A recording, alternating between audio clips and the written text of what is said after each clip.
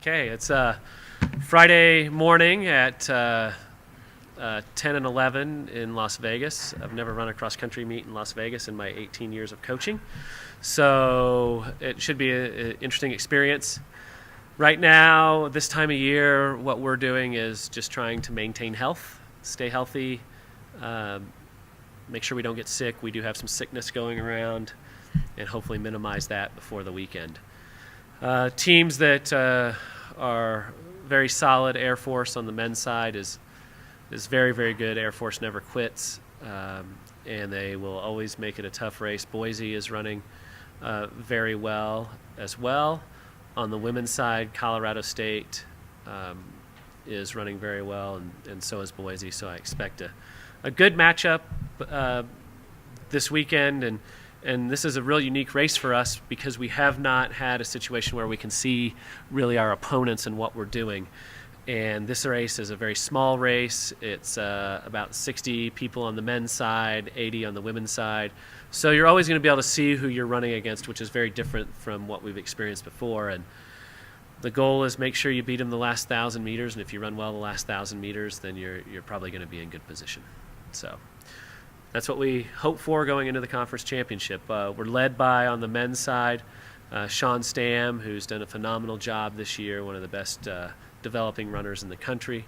Pat Zacharias, who transferred from Arizona to UNM, Academy graduate, and Luke Caldwell and Adam Bitchell. On the women's side, we're led by Josephine Moultrie, Charlotte Arter, Lacey Aiding, who was freshman of the year many years ago, I think in 2008, and Shauna Winiger and Kirsten Follett. So we look for a good race on Friday morning. Moultrie and her development.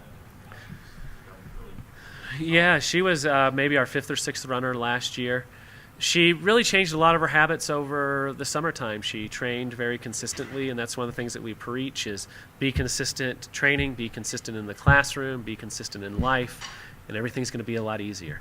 And she has been consistent on making sure she's eating properly, making sure she's taking in the right fuel for her body.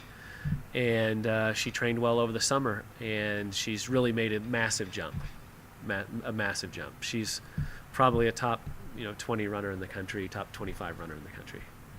The way you guys have done in the past, you feel like you all have a lot to live up to? Well, yeah, it's daunting, but the nice thing is it's a very one-on-one race, and you can break it down. You're not going to get blindsided by somebody running on the outside that you can't see.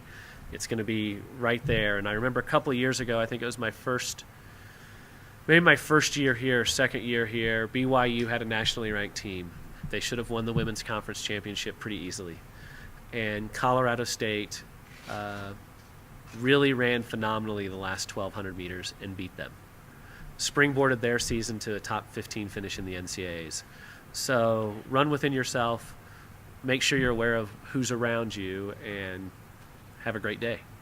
You mentioned this is a smaller meet. Does that pose different kinds of challenges?